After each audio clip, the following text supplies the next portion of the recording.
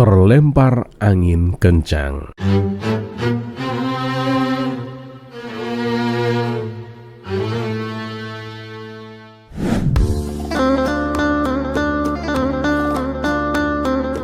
Assalamualaikum warahmatullahi wabarakatuh. Semoga semua kebaikan terlimpah kepada kita semua. Amin ya rabbal alamin. Alkisah di masa muda, Abu Nawas terkenal dengan tingkahnya yang nakal hingga membuatnya menyesal dan bertobat dengan sepenuh hati. Sampai akhirnya ia pun menjadi seorang ulama sufi. Dulu ketika masih muda, ia sempat iseng mengerjai tetangganya yang merupakan pemilik kebun sayuran. Alasan Abu Nawas melakukan hal ini karena tetangganya itu sangat bakhil. Kisah ini bermula saat Abu Nawas merasa sangat lapar dan ingin membuat sayur sop. Tapi sayangnya pasar sudah tutup. Tiba-tiba ia teringat tetangganya yang memiliki kebun sayuran. Maka terbesitlah dalam pikiran Abu Nawas untuk mencuri sayur mayur tersebut. Tanpa pikir panjang, ia pun menaiki sebuah tangga dan melompati tembok, sehingga sampailah ia di kebun sayur milik tetangganya. Saat ia sedang memasukkan sayurnya ke dalam karung, datanglah sang pemilik kebun sambil berteriak, "Hei Abu Nawas, apa yang sedang kamu lakukan di kebunku?" Dengan tergagap-gagap, Abu Nawas pun menjawab, Anu tuan, barusan terjadi angin kencang sehingga membawaku terlempar ke kebun ini tuan." Pemilik kebun itu pun kembali bertanya, "Lalu kenapa kau pegang sayur-sayuran itu?" Abu Nawas pun menjawab, "Ya karena anginnya sangat kencang tuan.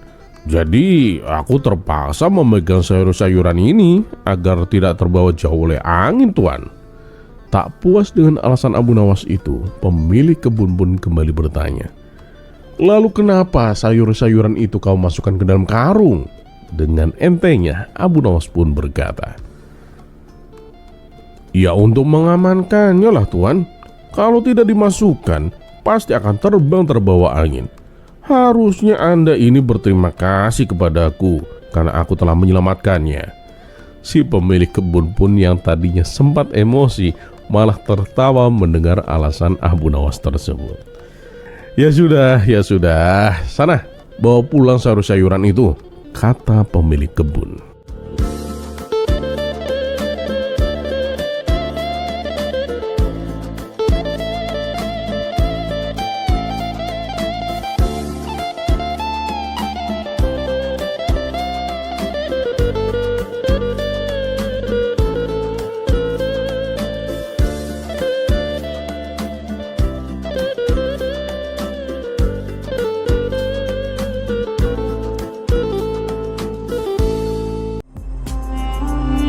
Kisah selanjutnya, lawan penjahat bengis.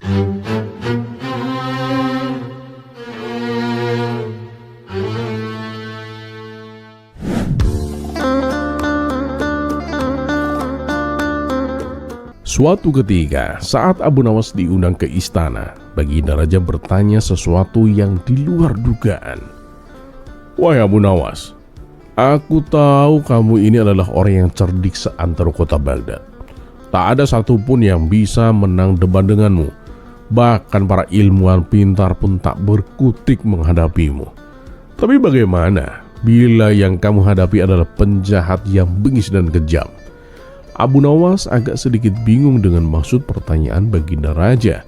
Ia pun lalu bertanya, "Maksudnya bagaimana Paduka Yang Mulia?" Baginda Raja kemudian menjelaskan, "Begini Abu Nawas, bagaimana bila di jalanan yang sepi kamu bertemu dengan penjahat yang sangat bengis dan kejam dan dia hendak membunuhmu? Apakah kamu akan melawannya dengan perdebatan?" tanya Baginda Raja. "Tentu saja tidak Paduka Yang Mulia. Bisa-bisa saya mati duluan sebelum berdebat," jawab Abu Nawas. "Lalu apa yang akan kamu lakukan Abu Nawas?" tanya Baginda Raja penasaran. "Tentu saja saya akan lari Paduka," jawab Abu Nawas. "Lari? Bagaimana kalau dia juga lari mengejarmu? Tanya Baginda Raja kembali. Saya akan naik pohon yang tinggi, Paduka, jawab Abu Nawas. Tapi bagaimana bila ternyata penjahat itu juga pintar memanjat, Abu Nawas, dan dia mengikutimu sampai ke atas pohon? Tanya Baginda Raja. Saya akan terjun ke sungai dan berenang menyelamatkan diri, Paduka, jawab Abu Nawas. Oh begitu. Tapi bagaimana bila si penjahat itu juga pandai berenang dan dia ikut terjun ke sungai dan masih mengejarmu? Tanya Baginda Raja. Mendengar itu, Abu Nawas terdiam sejenak. Ia berpikir dan terus berpikir. Setelah 1 menit berlalu, sambil menghela nafas, Abu Nawas pun berkata, Paduka yang mulia, sebenarnya Paduka ini di pihak saya atau di pihak penjahat? Kenapa Paduka selalu membela penjahat? Salah saya apa, Paduka? Sontak Baginda Raja pun tertawa terpingkal-pingkal. Beliau tak menyangka dari pertanyaan yang sulit saja, Abu Nawas masih sempat-sempatnya menyisipkan lelucon yang menghibur.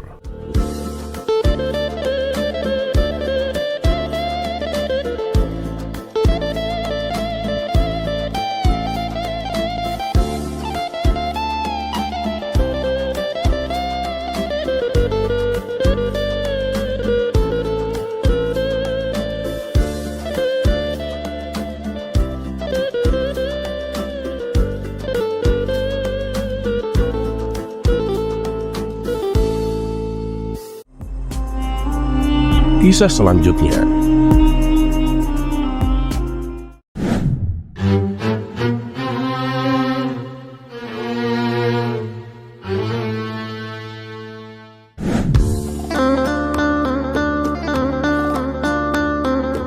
Alkisah, seorang petani hendak pergi ke ladangnya untuk memeriksa perkembangan buah-buahan yang ia tanam.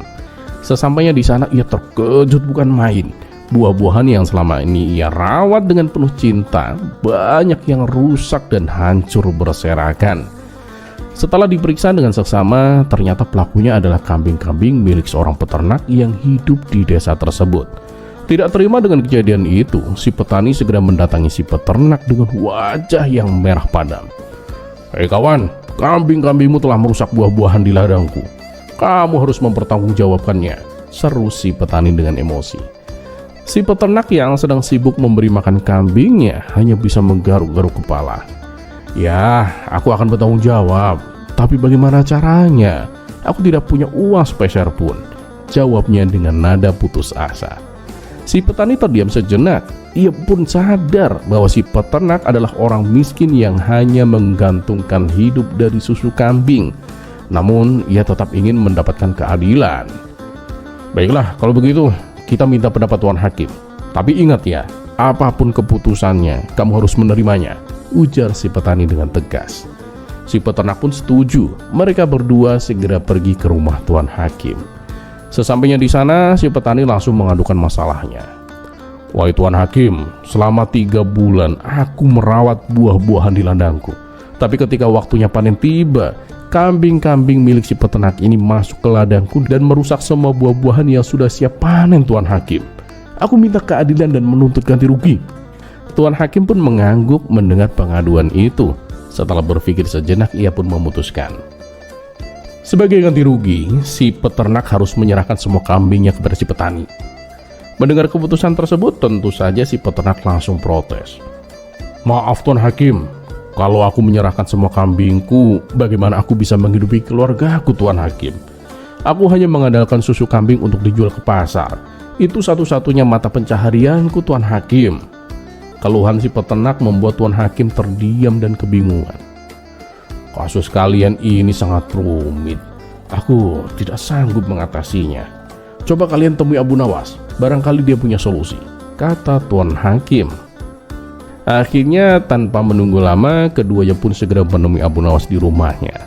Setelah mendengarkan cerita mereka, Abu Nawas pun sempat bingung. Namun setelah merenung sejenak, ia menemukan jalan keluar yang adil untuk keduanya. Begini saja, kata Abu Nawas. Si peternak harus memperbaiki ladang milik si petani. Tanami buah-buahan dan rawat sampai tumbuh besar. Selama itu, si peternak harus menyerahkan kambing-kambingnya dan si petani berhak atas susu kambing tersebut. Kalau buah-buahannya sudah besar dan siap panen, si peternak boleh mengambil kembali kambing-kambingnya. Mereka berdua pun terkejut dengan saran itu, tapi setelah dipikirkan matang-matang, solusi Abu Nawas ini ternyata adil dan masuk akal. Wah, terima kasih Tuan Abu, kami sangat setuju dengan keputusan ini, ujar mereka serempak dengan wajah yang ceria. Berkat kecerdikan Abu Nawas, kedua orang itu pun akhirnya mendapatkan keadilan tanpa ada pihak yang dirugikan.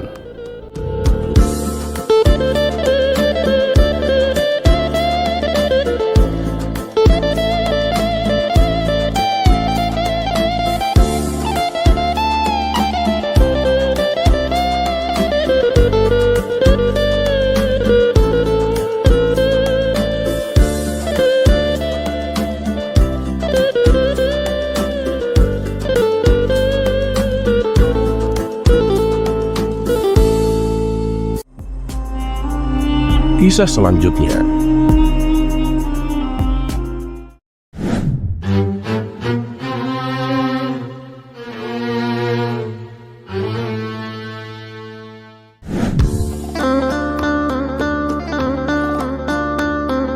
Di sela-sela waktu senggangnya, Abu Nawas duduk santai di depan rumah sambil menghirup secangkir teh panas. Tak lama kemudian, lewatlah kawannya yang bernama Tuan Hamid. "Wahai Tuan Hamid, mampirlah sebentar," sapa Abu Nawas. "Aduh, maaf, saya lagi buru-buru," balas Tuan Hamid sambil berlalu. Dan keesokan harinya, Tuan Hamid kembali berjalan melewati rumah Abu Nawas. Kali ini, ia menerima ajakan Abu Nawas untuk duduk bersamanya. "Mukamu kenapa kelihatan kesal begitu, Tuan Hamid?" tanya Abu Nawas. "Aduh, Abu Nawas, aku ini tidak habis pikir dengan perilaku istriku. Dia itu maunya menang sendiri," tutur Tuan Hamid. "Jadi kemarin kamu tidak mau mampir karena sedang disuruh istrimu?" tanya Abu Nawas. "Iya, kalau aku telat sebentar aja, dia langsung ngomel-ngomel. Itu membuatku tidak tahan, Abu Nawas," balas Tuan Hamid. "Ya, namanya juga wanita, Tuan, maunya memang menang sendiri," ujar Abu Nawas. "Kamu beruntung, Abu Nawas, punya istri yang penurut," timpal Tuan Hamid. "Lah, kata siapa? Istriku bahkan lebih galak daripada istrimu, Tuan," sahut Abu Nawas. "Hah? Benarkah? Jadi kamu juga takut sama istrimu? Kenapa bisa begitu? Kamu kan terkenal cerdik, Abu Nawas," tanya Tuan Hamid heran. Abu Nawas pun lalu menceritakan awal mula ia takut dengan istrinya. "Jadi begini, Tuan Hamid, dulu waktu kami masih pengantin baru, kami berjalan-jalan di pasar. Di tengah perjalanan, istriku melihat kucing dengan bulu yang sangat indah. Ia lalu memegang dan menggendongnya. Padahal aku sudah bilang kalau kucing itu galak dan suka mencakar, tapi istriku tidak menghiraukannya. Ya, akibatnya tangannya kena cakar. Bukannya teriak kesakitan, Tuan, istriku malah tersenyum dan berkata, 1. Lalu ia kembali memegang kucing itu dan mencoba menggendongnya lagi. Kucing itu mencakarnya untuk kedua kali dan tangannya berdarah. Tapi istriku tetap tersenyum, Tuan, dan berkata, 2. Untuk ketiga kalinya, istriku masih mencoba menggendong kucing itu. Dan benar saja, kucing itu kembali mencakarnya, Tuan. Istriku pun kembali tersenyum dan berkata, 3. Setelah itu, ia mengambil tali dan mengikat leher kucing sampai mati, Tuan. Melihat hal itu, ya spontan aku membentaknya. Aku bilang, 'Hei istriku, kamu gila ya?' Sambil tersenyum, istriku menatapku dan berkata, 1. Aku kaget dan berkata lagi, 'Istriku, kucing itu kan tidak bersalah. Kenapa kamu membunuhnya?' Untuk kedua kalinya, Tuan, istriku menatapku sambil tersenyum dan berkata, 2. Ya, sejak saat itu, aku tidak berani membantah perkataannya, apalagi membentaknya. Takutnya kejadian yang dialami kucing itu juga akan menimpa diriku, Tuan," tutur Abu Nawas. Mendengar cerita itu, spontan Tuan Hamid pun tertawa terpinggal-pinggal.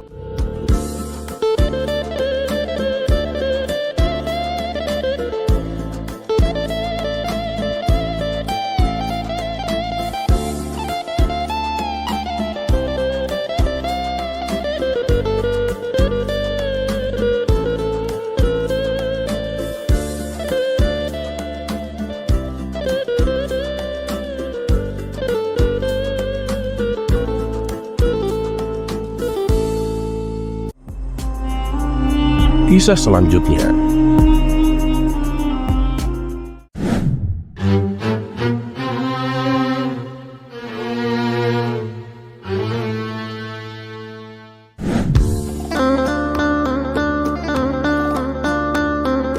Pada suatu pagi yang cerah, Baginda Raja Harun Ar-Rasyid duduk di balkon istananya sambil memandangi taman yang indah. Meski dikelilingi oleh keindahan, pikirannya terusik oleh sebuah pertanyaan yang tiba-tiba muncul saat ia sedang menghitung jumlah bunga di taman.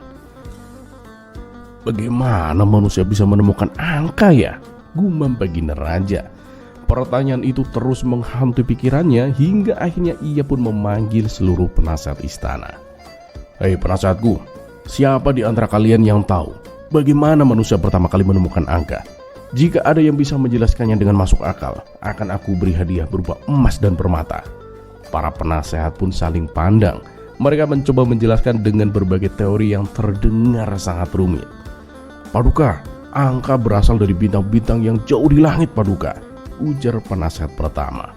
Oh tidak, Paduka, angka itu ditemukan oleh dewa-dewa kuno, sahut penasehat kedua. Paduka, angka itu sebenarnya adalah sihir, tambah penasehat ketiga sambil berbisik takut-takut.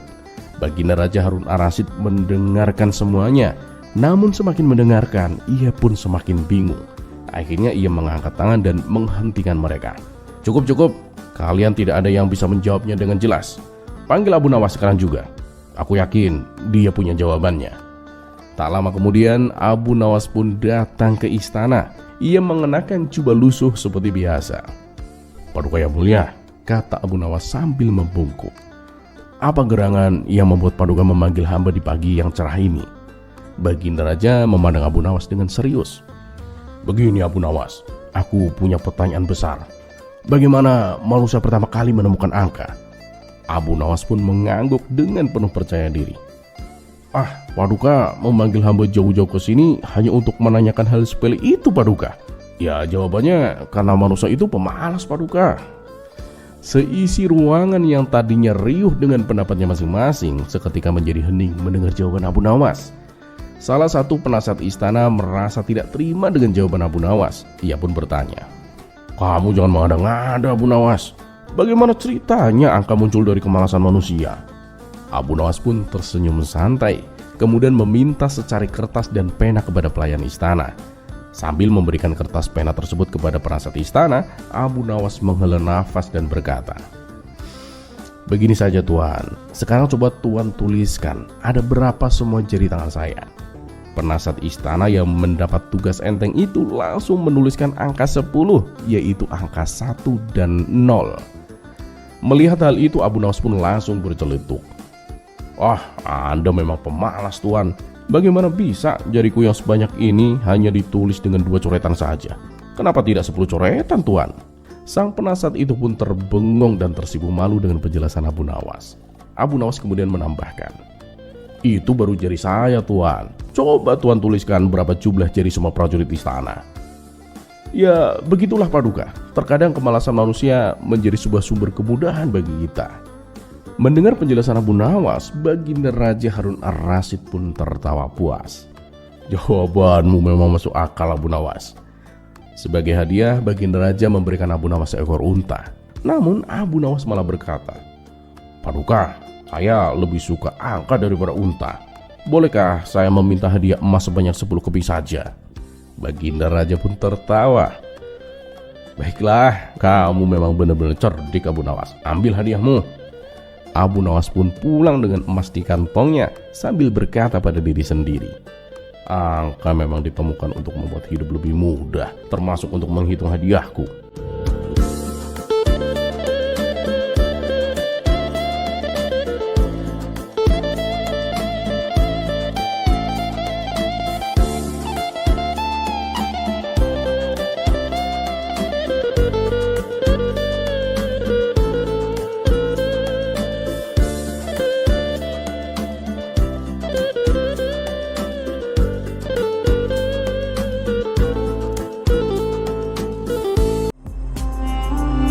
Kisah selanjutnya.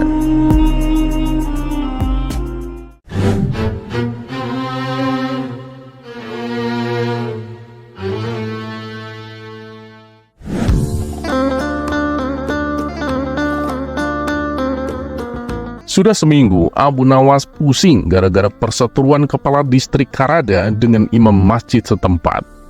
Rais Al-Dairah Ismail Al-Barmasi Al-Baghdadi, penguasa distrik Karada di bagian Baghdad Selatan, membuat aturan semua masjid di daerah kekuasaannya hanya boleh menyalakan pengeras suara maksimal 30 menit.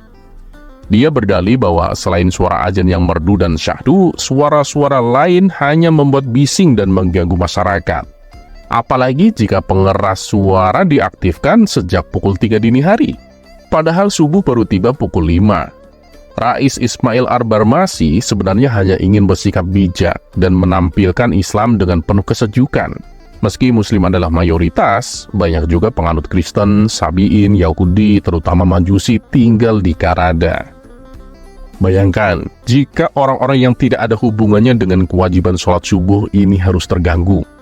Kita sering bilang, Islam adalah rahmatan lil alamin, agama yang penuh kasih sayang kepada seluruh makhluk.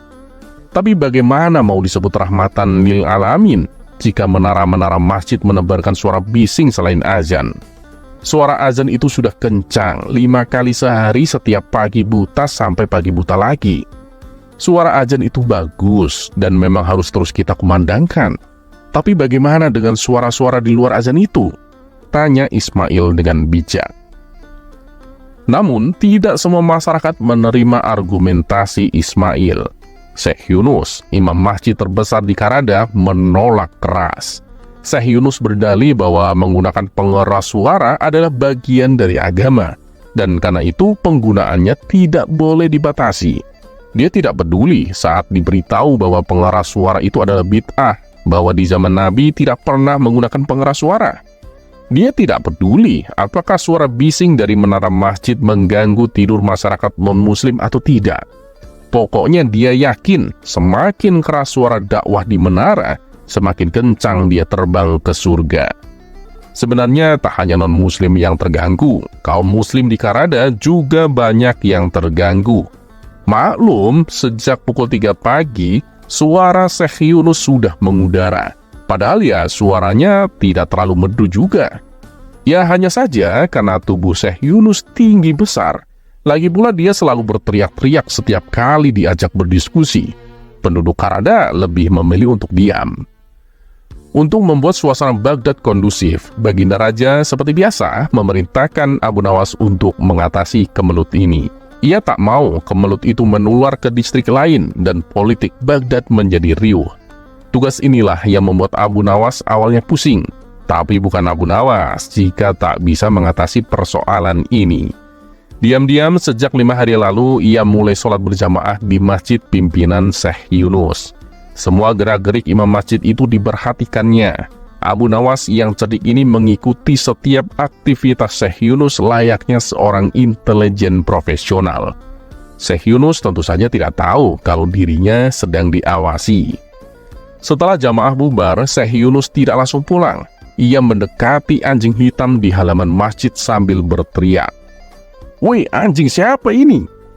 Abu Nawas yang memang menunggu momen ini buru-buru menghampiri sang imam sambil pura-pura terkejut. "Oh maaf wahai tuan imam, itu anjing saya." "Kamu bawa anjing ke masjid? Kamu gak tahu bahwa hewan ini najis? Islam melarang pemeluknya memelihara anjing. Barang siapa yang memelihara anjing, dia akan dikutuk malaikat." "Sabar Pak Haji," jawab Abu Nawas dengan lemah lembut. "Tapi kalau membawa anjing dikutuk malaikat, berarti pemuda Ashabul Kahfi juga dikutuk malaikat. Kan mereka membawa anjing, tapi masuk surga?" Syekh Yunus terdiam. Dia baru tersadar bahwa Al-Quran mengabadikan kisah pemuda saleh Ashabul Kahfi yang tidur di gua bersama anjing, bukan dengan kucing, apalagi kambing. "Tuan Imam, ini itu bukan anjing sembarangan," lanjut Abu Nawas yang merasa sudah di atas angin. "Anjing ini keturunan langsung dari anjing yang tidur bersama Ashabul Kahfi. Di antara anjing-anjing yang lain, ini yang paling rajin beribadah dan bertasbih kepada Allah." "Ah, kamu sudah gila ya? Mana ada anjing beribadah kepada Allah?" tanya imam masjid sedikit emosi. Abu Nawas buru-buru membacakan dalilnya dalam Al-Quran surat Al-Isra ayat 44, bahwa semua penghuni langit dan bumi, tentu termasuk anjing, bertasbih kepada Allah Subhanahu wa Ta'ala. Hanya saja umat manusia tidak mengerti tasbih mereka. Tak lama anjing di depan mereka menggonggong, lalu Abu Nawas mendekatkan kupingnya ke arah anjing itu. "Anjing ini kirim salam kepada Pak Haji," kata Abu Nawas menirukan bisikan anjing di sampingnya. "Tapi dia juga kirim salam kepada perempuan yang Pak Haji ajak jalan-jalan ke pasar 3 hari lalu." Syekh Yunus tentu saja terkejut. Dari mana anjing itu tahu 3 hari lalu dia mengajak jalan seorang perempuan ke pasar? Abu Nawas paham lelaki di depannya terkejut bukan main, tapi dia pura-pura santai. Tentu saja Abu Nawas tahu sang imam pergi ke pasar bersama perempuan 3 hari lalu, karena kan memang dia menyelidiki gerak-gerik Syekh Yunus dalam 5 hari terakhir ini. "Gila, dari mana anjing itu tahu? Tapi begini, kamu harus percaya sama saya. Saya sama sekali nggak melakukan perbuatan tercela dengan perempuan itu. Dia itu hanya saya rayu agar mau menikah dengan keponakanku yang berdagang di pasar," kata Syekh Yunus menjelaskan. Tak lama anjing itu kembali menggonggong. Lagi-lagi Abu Nawas berpura-pura mendengarkan bisikan si anjing. "Kata anjing ini sih, sebaiknya kursi dan meja yang Pak Imam beli di pasar 2 hari lalu ditaruh di rumah saja. Jangan dititip di masjid. Haram. Itu sama saja korupsi rumah Allah," kata Abu Nawas. Lagi-lagi Syekh Yunus terkejut. "Gila, dari mana anjing ini tahu kalau aku baru saja beli perabot rumah dan aku titipkan di masjid?" gumam Syekh Yunus dalam hati sambil menggeleng-gelengkan kepalanya. Abu Nawas hampir tertawa, tapi dia cepat buang muka. 2 hari lalu, dia memang tahu sang imam membeli barang, lalu menitipkannya di masjid untuk sementara waktu. Anjing itu kembali menggonggong. Abu Nawas mulai menguping lagi. Sang imam mulai gemetar lagi. Rahasia apa lagi yang mau diungkapkan oleh si anjing ini? Pikir imam masjid itu. "Pak Haji, mohon maaf. Barusan anjing sakti ini berbisik bahwa besok subuh, jika Pak Haji menggunakan pengeluaran suara seperti biasa, alat itu hanya akan mengeluarkan suara anjing. Nah, sebaiknya Pak Haji hati-hati. Nanti masyarakat menduga kalau Pak Haji itu main-main dengan agama," kata Abu Nawas sambil melepas rantai anjing itu lalu pergi. Syekh Yunus diam mematung, pikirannya berkecamuk. Bagaimana mungkin seekor anjing bisa menebak masa lalu dan masa depannya? Ini gawat, pikirnya. Saat asar tiba, dia mulai ragu menggunakan pengeras suara. Berkali-kali dia mencobanya terlebih dahulu untuk memastikan bukan suara anjing yang keluar. Saat maghrib tiba, kegelisahannya pada pengeras suara bertambah. Bahkan dia hampir saja tidak berani menggunakan pengeras suara saat azan Isya. Usai sholat Isya berjamaah, sang imam tidak bisa tidur. Dia bengong di masjid. Ketika jam menunjukkan pukul 3 dini hari, tidak seperti biasanya, ia tak berani beranjak ke mihrab. Syekh Yunus tak bisa membayangkan, satu distrik Karada geger jika dari menara masjidnya terdengar suara anjing menggonggong. Ketika subuh tiba, sang imam benar-benar tak berani menyentuh pengeras suara itu. Dia lalu azan sekencang-kencangnya tanpa pengeras suara. Masyarakat yang biasanya tiba di masjid agak terlambat karena dimanja oleh pengeras suara malah datang lebih awal. Mereka ingin tahu mengapa suara menggelegar Syekh Yunus pagi itu tak terdengar di menara masjid. Apakah pengeras suaranya rusak atau sang imam masjid sedang sakit? Lebih herannya lagi saat mereka melihat Syekh Yunus azan tanpa pengeras suara. Usai sholat, jamaah mengerumuni sang imam yang bingung apa yang harus dia jawab. Jika dikatakan pengeras suaranya rusak, jamaah akan tahu kalau ia berbohong. Tapi jika dikatakan dia sengaja tak menggunakan pengeras suara karena khawatir hanya suara anjing yang keluar, dia bisa dianggap gila. Abu Nawas ngakak sendiri di belakang jamaah, tapi dia tak tega mempermainkan sang imam. "Wahai Syekh Yunus, perhatikan baik-baik ya," jelas Abu Nawas dengan nada bijak. Siapa bilang menggunakan pengeras suara itu adalah bagian dari agama? Buktinya tanpa pengeras suara, jamaah malah datang lebih awal. Bahkan sholat berlangsung dengan khidmat. Suara Pak Imam malah terdengar asli dan berwibawa. Syekh Yunus menyimak dan para jamaah pun terdiam. Sholat kita pagi ini membuktikan betapa Islam adalah rahmatan lil alamin. Orang-orang di luar Islam tidak terganggu seperti biasanya. Dan kita datang ke masjid lebih awal karena iman yang kuat dalam diri kita masing-masing. Kita semua tetap bisa bangun dan pergi ke masjid tanpa pengeras suara sekalipun. Lanjut Abu Nawas. Sebelum pergi, Abu Nawas menyampaikan salam dari anjing untuk Syekh Yunus. Pak Haji, dapat salam dari anjing. Katanya besok pagi silahkan pakai lagi pengeras suara itu. Tapi hanya untuk azan dan sholat. Selebihnya hati-hati deh Pak Haji, kata Abu Nawas hampir ngakak.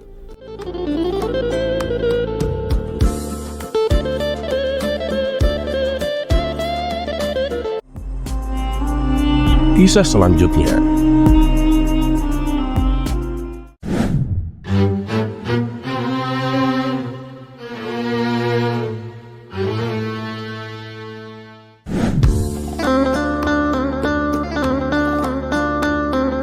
Alkisah, di sebuah kerajaan, Baginda Raja memiliki 10 ekor anjing ganas yang digunakan untuk menghukum para menteri yang berbuat kesalahan.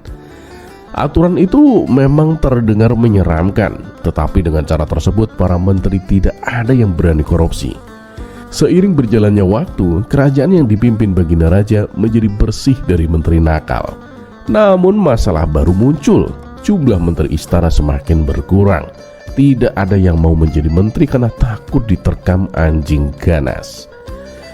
Akhirnya Baginda Raja membuka kesempatan kepada rakyatnya untuk mendaftar sebagai menteri istana.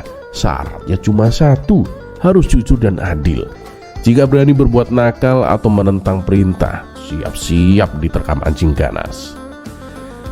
Tentu saja tidak ada satupun warga yang mau mengambil resiko tersebut.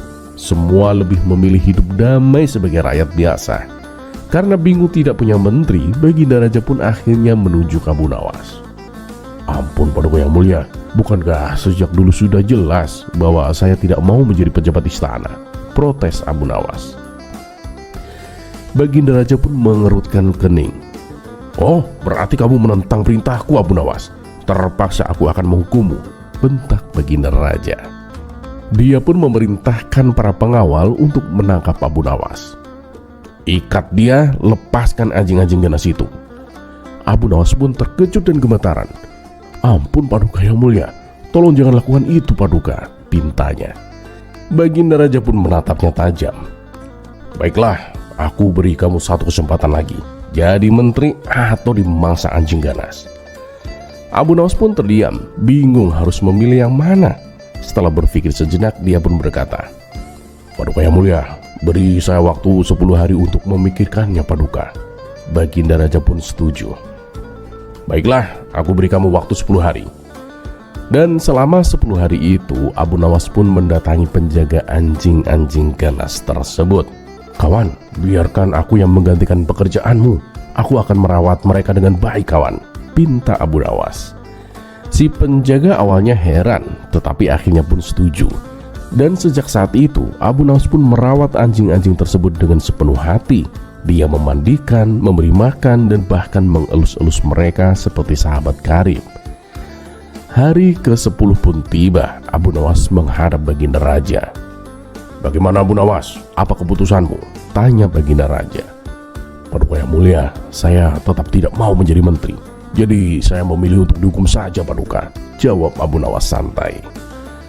Oh, baiklah, hari ini juga kamu akan dihukum, tegas Baginda Raja. Abu Nawas pun diikat di sebuah tiang besar. Lepaskan anjing-anjing ganas itu, perintah Baginda Raja. Namun sesuatu yang mengejutkan terjadi. Alih-alih menyerang Abu Nawas, anjing-anjing itu justru duduk tenang di sampingnya. Bahkan ada yang menjilat tangan Abu Nawas dengan manja. Apa-apaan ini? Ada apa dengan anjing-anjingku? Teriak Baginda Raja heran. Abu Nawas pun hanya tersenyum tipis. Paduka yang mulia, saya hanya merawat mereka selama 10 hari Paduka. Tetapi mereka tidak pernah melupakan kebaikanku. Sedangkan saya telah melayani Anda selama 20 tahun. Dan Anda melupakannya hanya karena satu kesalahan. Baginda Raja pun terdiam. Kata-kata Abu Nawas pun menusuk hatinya.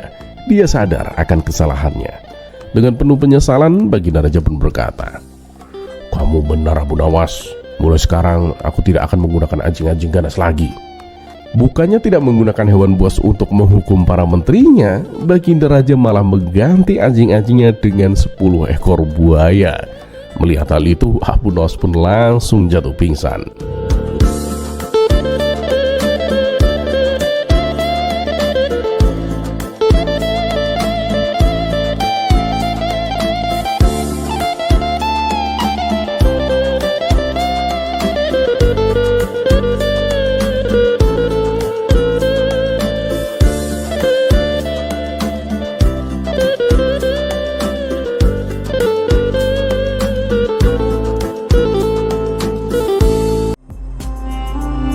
Kisah selanjutnya.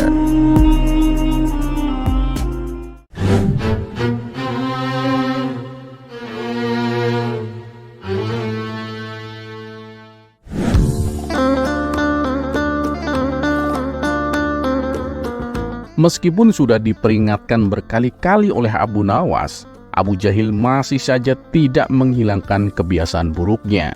Kebiasaan buruknya tersebut adalah minum minuman arak. Menurut anggapan Abu Jahil, minum minuman arak tak ubahnya seperti makan buah anggur.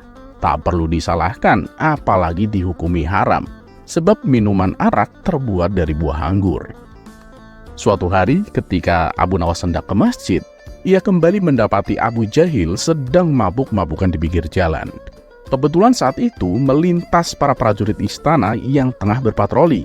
Mereka pun segera menangkap Abu Jahil dan membawanya ke istana untuk mendapatkan hukuman. "Kamu tidak ada kapok-kapoknya, Abu Jahil. Selalu saja bikin kesalahan yang sama," tegur Baginda Raja. "Memangnya ada yang salah dengan perbuatan saya, Paduka?" protes Abu Jahil. "Mabuk minuman keras di pinggir jalan, kamu masih bilang tidak salah? Secara hukum agama saja sudah diharamkan, masih saja mengaku tidak salah," hardik Baginda Raja. "Ampun Paduka yang mulia, sebelumnya izinkanlah saya membela diri," pinta Abu Jahil. "Baiklah, apa pembelaanmu?" kata Baginda Raja. "Saya akan membuktikan kalau minuman arak itu halal, Paduka. Dan Paduka tentunya sudah tahu pembuatan minuman arak itu dari buah anggur yang dicampur air yang dikeringkan di bawah sinar matahari. Sekarang saya mau bertanya, Paduka, apakah haram memakan buah anggur?" tanya Abu Jahil. "Tidak, makan buah anggur tidak haram," jawab Baginda Raja. "Dan apakah haram jika setelah makan anggur kemudian minum air?" tanya Abu Jahil. "Itu juga tidak haram," jawab Baginda Raja. "Terus bagaimana Paduka? Apakah jadi masalah jika setelah saya makan anggur dan minum air, lalu saya duduk di bawah sinar matahari?" tanya Abu Jahil. "Itu juga nggak ada masalah," jawab Baginda Raja. "Nah, kalau begitu, ketika adonan buah anggur dan air dijemur di bawah terik matahari, bagaimana ini bisa menjadi haram, Paduka? Padahal kan tidak ada bedanya dengan yang saya tadi katakan," tutur Abu Jahil. Mendengar hal itu, Baginda Raja hanya terdiam. Ia bingung harus berkata apa. "Iya, tapi kan dalam ajaran agama kita mengharamkan minuman keras," ujar Baginda Raja. "Jangan selalu bicara soal hukum agama, Paduka. Untuk masalah sepele seperti ini, kita pakai logika saja," balas Abu Jahil. Untuk kedua kalinya, Baginda Raja tak bisa berkutik. Kemudian terlintas di benaknya untuk meminta bantuan kepada Abu Nawas. "Baiklah Abu Jahil, sebelum aku memutuskan kamu salah atau tidak, aku akan panggil Abu Nawas kemari," kata Baginda Raja. Maka beberapa pengawal istana diperintahkan Baginda Raja untuk menjemput Abu Nawas. Dan singkat cerita, datanglah Abu Nawas menghadap Baginda Raja. "Ada apa, Paduka? Kenapa Paduka terlihat kebingungan?" tanya Abu Nawas. Baginda Raja pun lalu memberitahu tentang masalah yang sedang dihadapinya. "Oh, itu sih gampang, Paduka," sahut Abu Nawas. Kemudian Abu Nawas menghampiri Abu Jahil dan meminta dia untuk mengulangi pertanyaannya. Dengan penuh percaya diri, Abu Jahil pun lalu bertanya, "Begini Abu Nawas, tentu kamu sudah tahu kan, minuman arak itu terbuat dari buah anggur yang dicampur air, kemudian dikeringkan di bawah sinar matahari. Nah, sekarang saya mau tanya, apakah haram saya memakan buah anggur? Tanya Abu Jahil. Tidak haram Abu Jahil, jawab Abu Nawas. Terus apakah haram jika setelah saya makan anggur kemudian minum air? Tanya Abu Jahil kembali. Itu juga tidak haram, jawab Abu Nawas. Nah, bagaimana jika setelah saya makan anggur dan minum air, lalu saya duduk di bawah sinar matahari? Tanya Abu Jahil lagi. Ya, nggak ada masalah, jawab Abu Nawas. Bila demikian, ketika adonan buah anggur dan air dijemur di bawah terik matahari, bagaimana ini bisa menjadi haram? Padahal kan tidak ada bedanya dengan yang saya tadi katakan, ujar Abu Jahil. Wahai Abu Jahil, sebelum aku menjawab pertanyaanmu, aku akan bertanya terlebih dahulu. Jika segenggam tanah aku lemparkan di rambut kepalamu, apakah itu berbahaya? Tanya Abu Nawas. Ya, tentu nggak bahaya lah, jawab Abu Jahil. Lalu kalau tanah yang ada di rambutmu aku siram dengan air, apakah sakit? Tanya Abu Nawas lagi. Sakit? Ya enggak lah Abu Nawas, jawab Abu Jahil. Nah, setelah apa yang menimpamu, kemudian kamu berjemur di bawah sinar matahari, apakah itu juga akan membuatmu sakit? Tanya Abu Nawas. Ya enggak lah, enggak sakit, jawab Abu Jahil. Nah, sekarang begini Abu Jahil. Jika aku mengolah segenggam tanah, dicampur air, lalu aku jemur di bawah sinar matahari hingga menjadi batu bata, kemudian aku lemparkan ke kepalamu, apakah akan terasa sakit? Tanya Abu Nawas. Ya pasti sakit lah Abu Nawas, bisa-bisa kepalaku bocor berdarah, jawab Abu Jahil. Nah itu, jadi kesimpulannya adalah adonan tanah dan air yang menjadi batu bata bisa melukai manusia. Demikian pula dengan adonan buah anggur dan air yang kemudian menjadi minuman keras. Itu bisa menjadikan banyak masalah dan adalah wajib menghukum peminumnya, terang Abu Nawas. Mendengar penjelasan Abu Nawas, Abu Jahil pun tak mampu mendebatnya. Sementara Baginda Raja memuji kecerdasan Abu Nawas. Bagaimana Abu Jahil? Apakah masih mau mengelak? Tanya Baginda Raja. Abu Jahil pun hanya bisa terdiam. Ia akhirnya dimasukkan ke dalam penjara untuk menjalani hukumannya.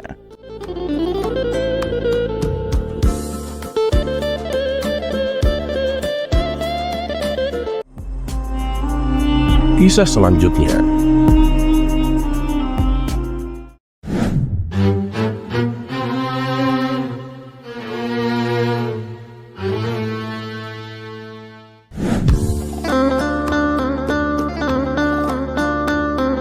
Dikisahkan Abu Jahil baru saja melangsungkan pernikahannya dengan seorang janda yang cantik.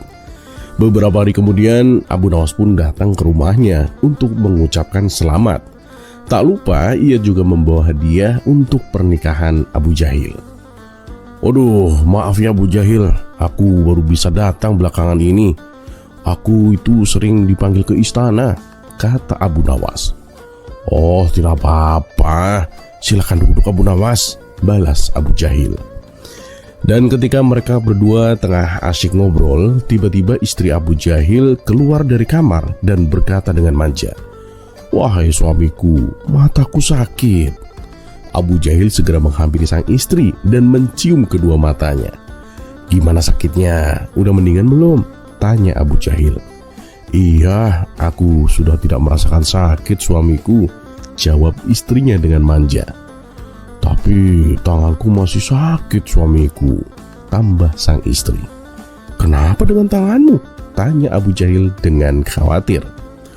"Tadi waktu nyuci kayaknya keseleo," jawab istrinya. "Tangan yang mana yang sakit? Biar aku cium," kata Abu Jahil. Sang istri pun memberikan tangan kanannya, lalu Abu Jahil menciumnya. "Gimana? Sakitnya udah hilang belum?" tanya Abu Jahil. "Iya, sudah hilang," jawab istrinya dengan penuh manja. Dan setelah itu sang istri pun kembali masuk ke dalam kamar. Sementara itu Abu Nawas yang dari tadi menyaksikan hal itu merasa takjub dengan kesaktian baru Abu Jahil. "Wah Abu Jahil, aku tuh tidak menyangka ternyata kamu sakti juga ya. Hanya dengan menciumnya saja semua penyakit bisa langsung sembuh, kata Abu Nawas. Abu Jahil pun tersenyum bangga menerima pujian itu. Oh iya Abu Jahil, kebetulan aku juga sedang menderita suatu penyakit. Maukah kamu menyembuhkanku Abu Jahil? Pinta Abu Nawas. Ah, gampang, bisa. Beritahu aku apa penyakitmu Abu Nawas, tanya Abu Jahil. Jadi begini Abu Jahil, selama ini kan aku menderita ambeien. Coba tolong cium pantatku supaya penyakitnya langsung hilang Abu Jahil, kata Abu Nawas memohon.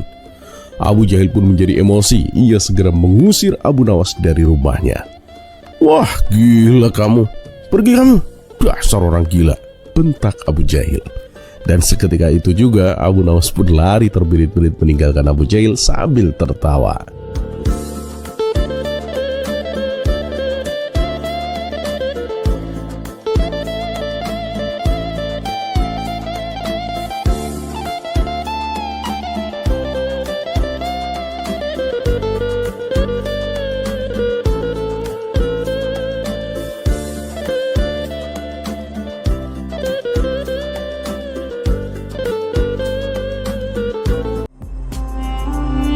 Kisah selanjutnya. Di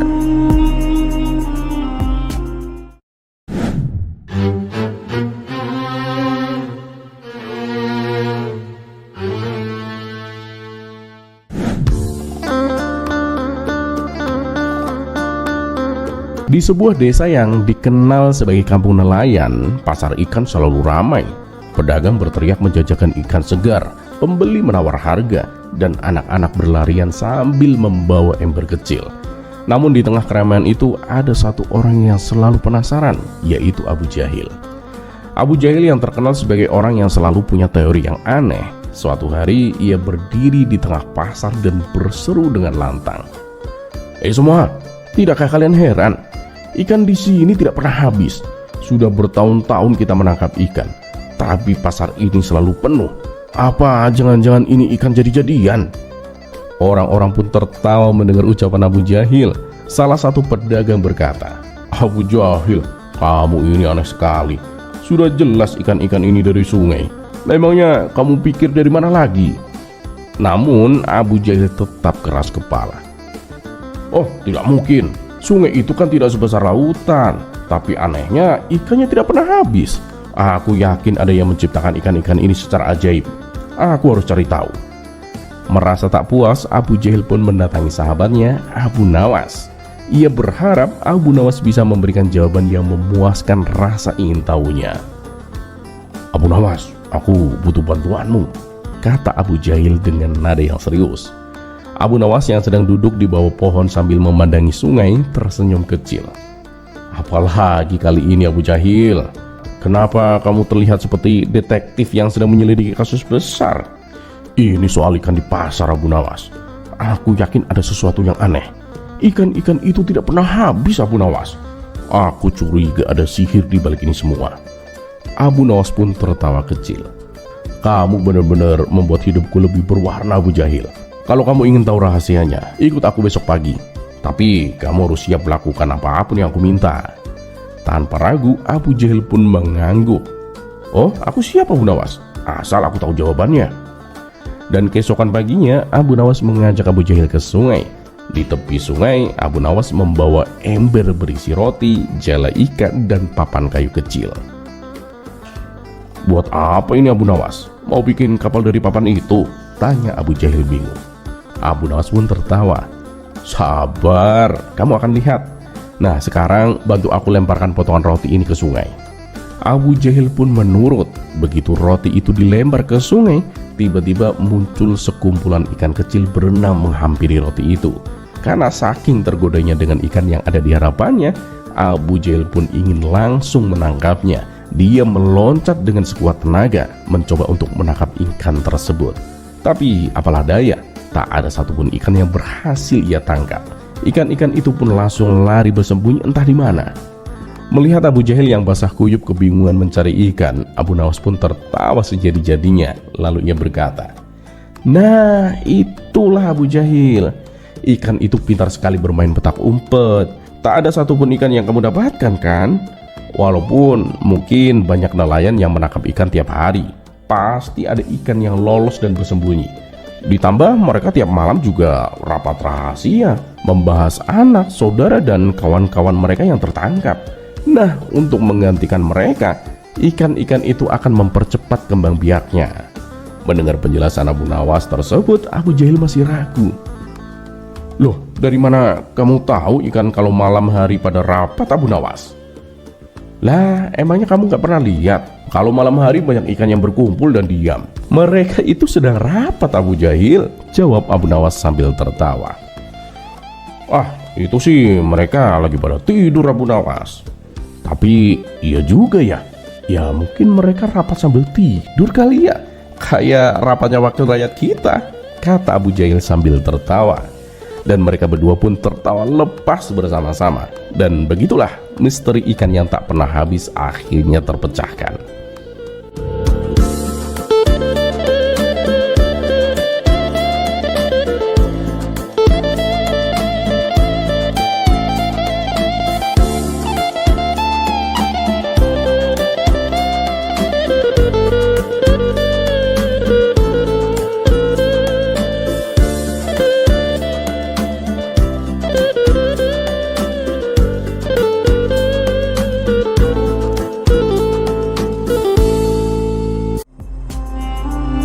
Kisah selanjutnya.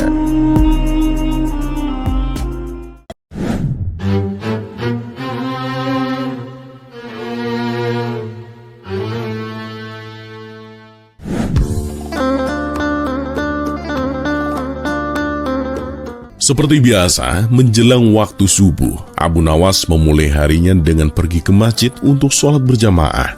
Sepulang dari masjid, ia segera membawa peralatan untuk mencari kayu di hutan. Dalam perjalanannya, ia berpapasan dengan Abu Jahil. "Mau kemana, Abu Nawas?" tanya Abu Jahil. "Ini Abu Jahil, mau cari kayu," jawab Abu Nawas. "Ayo bareng, aku juga mau cari kayu, Abu Nawas," sahut Abu Jahil. Mereka berdua pun berjalan bersama. Saat melintasi pinggiran sungai, tiba-tiba Abu Nawas terpeleset dan nyaris jatuh ke air. Untung saja Abu Jahil sigap menarik tangannya. Abu Nawas pun selamat. "Wah, terima kasih Abu Jahil," ucapnya dengan nafas terengah. Namun sejak hari itu Abu Jahil tak henti-henti menceritakan peristiwa itu kemana-mana. "Hei kalian, tahu nggak? Kalau bukan karena aku, mungkin sekarang Abu Nawas sudah tinggal di dasar sungai," kata Abu Jahil sambil tertawa keras di warung. Orang-orang pun ikut tertawa. Lambat laun cerita itu menyebar luas. Anak-anak di jalan pun mengejek Abu Nawas. "Hati-hati Abu, jangan jatuh lagi ya." Abu Nawas pun mulai merasa martabatnya sebagai orang bijak dan dihormati menjadi hancur. Ia merasa malu, tapi tak mungkin marah kepada Abu Jahil yang telah menyelamatkannya. Namun ejekan itu tak kunjung berhenti. Bahkan beberapa tetangga mulai tidak lagi menanggapinya serius dalam diskusi-diskusi penting. Mereka menyebutnya si hampir tenggelam. Sebulan berlalu, Abu Nawas mulai merasa dirinya harus bertindak. Tapi bukan dengan kemarahan, melainkan dengan cara yang cerdik. Ia pun datang ke rumah Abu Jahil. "Wahai Abu Jahil, ayo ikut denganku," ajak Abu Nawas. "Memangnya mau kemana Abu Nawas?" tanya Abu Jahil. "Udah, pokoknya ikut saja." Mereka pun berjalan hingga tiba di sungai tempat kejadian dulu. Tanpa banyak bicara, Abu Nawas pun mendekat ke tepian, lalu menjatuhkan dirinya ke dalam sungai, masih lengkap dengan baju dan sepatunya. Hal itu sontak membuat Abu Jahil kaget.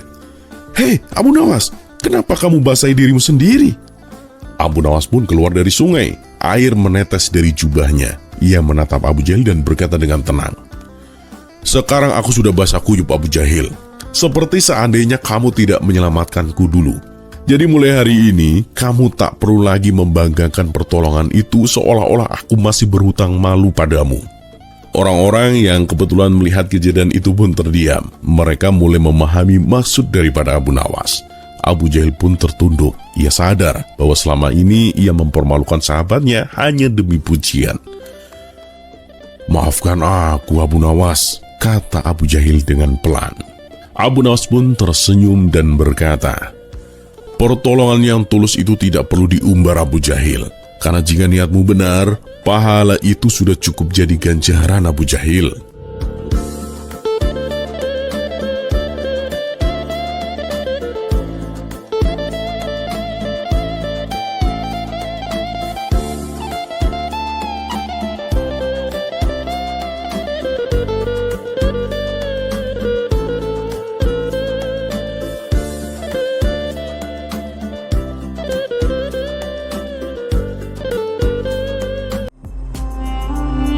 Kisah selanjutnya.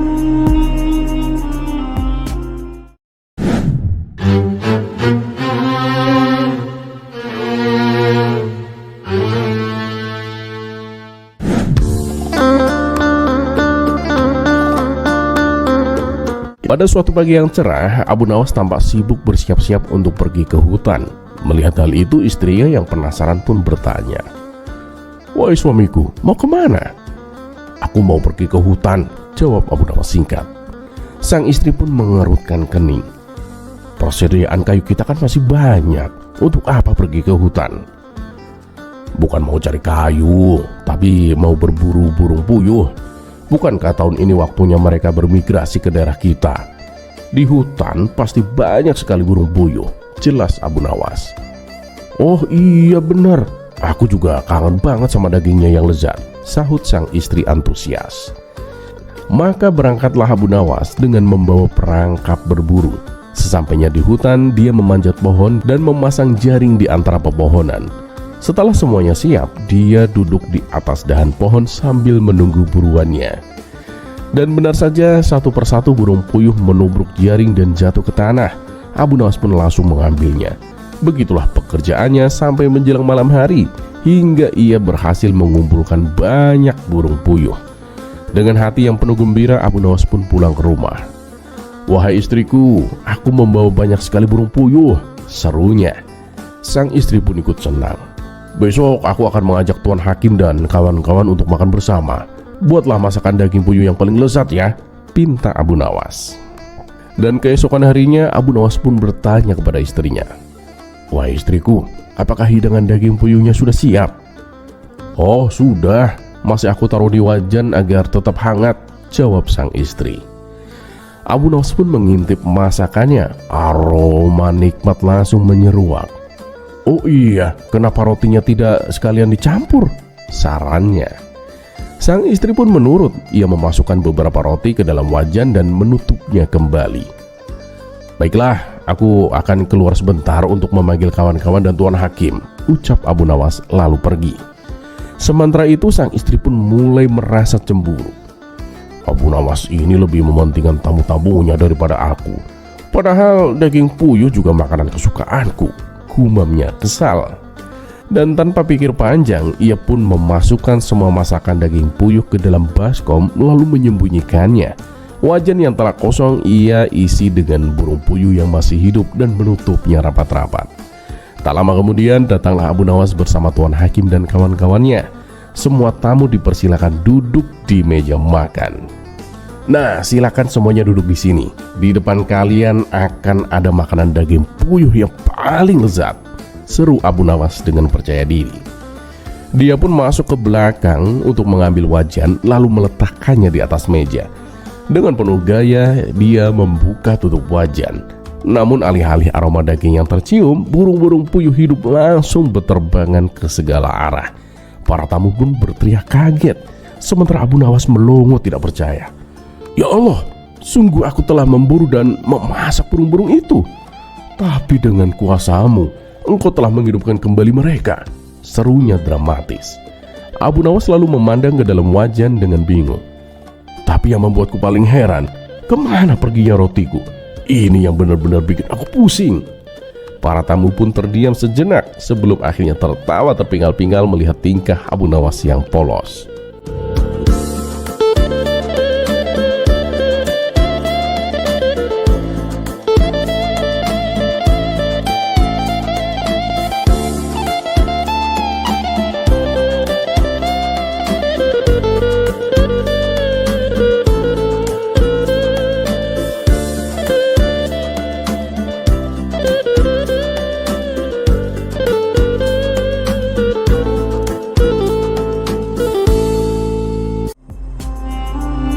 Kisah selanjutnya.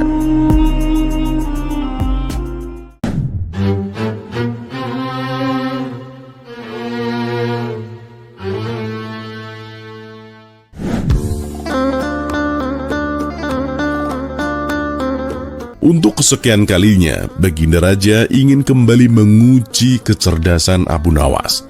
Ia berkata kepada Abu Nawas bahwa dirinya menginginkan sesuatu yang tidak ada di dunia ini. Tentu saja permintaan itu membuat Abu Nawas bingung. "Sesuatu apa yang Paduka maksud itu?" tanya Abu Nawas. "Ya, apapun lah Abu Nawas. Yang penting itu harus sesuatu yang tidak ada di dunia ini, Abu Nawas," jawab Baginda Raja. "Baiklah, Paduka yang mulia, beri saya waktu 3 hari untuk mencarinya," balas Abu Nawas. Lalu ia pun pamit undur diri dari hadapan Baginda Raja. Hari demi hari berlalu, namun Abu Nawas belum juga menemukan jawaban atas permintaan aneh itu. Hingga waktu yang dijanjikan hampir tiba, ia tetap belum menemukan solusi. Ia pun pasrah, bersiap-siap untuk menerima hukuman dari Baginda Raja. Namun saat ia hendak berangkat ke istana, matanya tertuju pada sebuah peti kecil yang sudah sangat tua dan lapuk. "Wahai istriku, dari mana kamu mendapatkan peti itu?" tanya Abu Nawas kepada istrinya. "Oh, itu aku menemukannya di gudang. Sayang kalau tidak dimanfaatkan," jawab sang istri. Karena penasaran, Abu Nawas pun mendekati peti itu dan membukanya. Ternyata isinya kosong. Dari situlah muncul ide cemerlang di benaknya. Dengan penuh percaya diri, Abu Nawas segera berangkat ke istana sambil membawa peti tersebut. Setelah tiba, ia langsung menghadap Baginda Raja. "Bagaimana Abu Nawas? Apakah kamu sudah mendapatkan apa yang aku inginkan?" tanya Baginda Raja. "Sudah, Paduka yang mulia. Saya menyimpannya di dalam peti ini, Paduka," jawab Abu Nawas sambil menunjukkan peti yang dibawanya. "Apa isinya, Abu Nawas?" tanya Baginda Raja penasaran. "Yang pasti sesuai permintaan Paduka, sesuatu yang tidak ada di dunia ini," jawab Abu Nawas dengan mantap. "Ya sudah, coba berikan peti itu kepadaku," pinta Baginda Raja. Abu Nawas pun langsung menyerahkannya. Melihat bagaimana Abu Nawas memperlakukan peti itu dengan sangat hati-hati, Baginda Raja semakin penasaran. Namun saat dibuka, ternyata isinya benar-benar kosong. "Mana isinya, Abu Nawas? Aku tidak melihat apa-apa," tanya Baginda Raja dengan heran. Dengan enteng Abu Nawas menjawab, "Begini, Paduka yang mulia, sesuatu yang tidak ada di dunia tentu saja tidak bisa terlihat di dunia, Paduka." Mendengar jawaban itu, Baginda Raja pun tertawa terbahak-bahak dan mengakui kecerdikan Abu Nawas.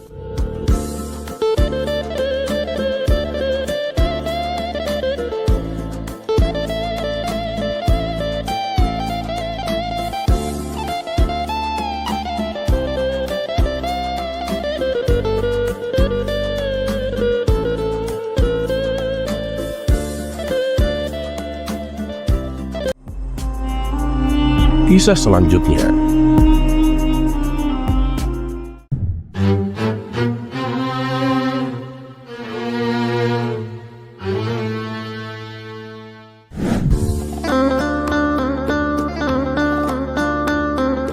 Pada suatu hari, ada seorang ilmuwan astronomi yang sangat pintar dan jenius bernama Tuan Yahya. Karena kejeniusannya, ia sering diundang ke kerajaan-kerajaan untuk memberikan pidato dan seminar. Namun yang aneh dengan Tuan Yahya, setiap bulannya asisten yang mendampinginya selalu berganti-ganti. Hingga pada suatu ketika Tuan Yahya diundang ke istana Baginda Raja Harun al-Rashid. Namun kali ini ia datang tanpa didampingi asisten. Melihat hal itu, tentu Baginda Raja penasaran dan bertanya, "Di mana asistenmu, Tuan Yahya? Tak biasanya kamu datang sendirian begini." Tuan Yahya pun menjawab, "Ya mau gimana lagi, Paduka yang mulia, asistenku itu membosankan. Tak ada yang bisa menghiburku." Baginda Raja pun tersenyum dan kemudian berkata, "Oh, jadi itu masalahnya. Jangan khawatir, Tuan Yahya.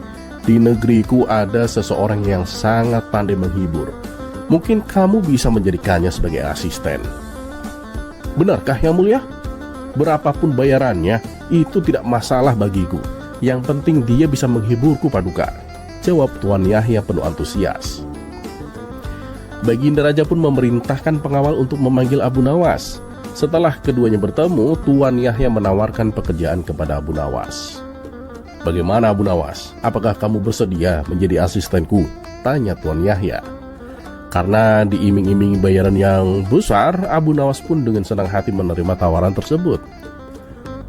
"Baiklah Tuan, mulai besok aku akan ikut bersamamu," jawab Abu Nawas. Esok harinya keduanya pun berangkat menuju negeri seberang untuk menghadiri seminar. Sepanjang perjalanan, Abu Nawas terus menghibur Tuan Yahya dengan cerita-cerita lucu, membuatnya tertawa sepanjang jalan. "Tidak percuma aku membayarmu, Abu Nawas. Bagaimana kalau kamu bekerja untukku selamanya?" tanya Tuan Yahya. Abu Nawas pun tersenyum dan kemudian menjawab, "Tentu aku bersedia, Tuan."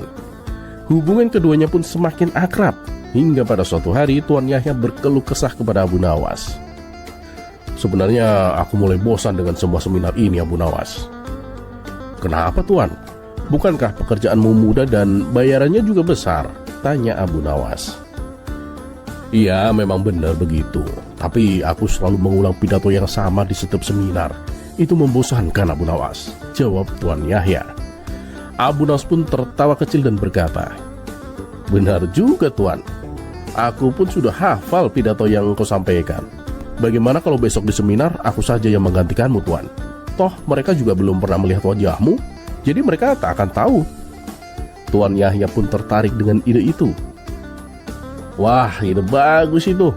Tapi kamu harus mengenakan jubahku agar lebih meyakinkan, Abu Nawas," balas Tuan Yahya.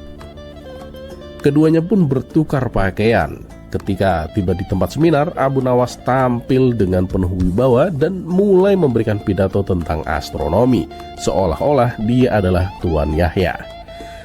Para hadirin sangat terkesan dengan penjelasannya dan bertepuk tangan dengan kagum. Namun tiba-tiba Tuan Yahya yang duduk di antara tamu undangan merasa iseng. Ia membisikkan sebuah pertanyaan yang sangat sulit kepada seseorang di sebelahnya, memintanya untuk menanyakan hal itu kepada Abu Nawas. Orang itu pun berdiri dan melontarkan pertanyaan yang belum pernah didengar oleh Abu Nawas. Abu Nawas pun sempat gelagapan, tetapi dengan cepat ia menemukan akal. Dengan tenang ia berkata, "Tuan, pertanyaan Anda itu sangat mudah. Bahkan asistenku pun tahu jawabannya. Jadi biar asistenku saja yang menerangkan."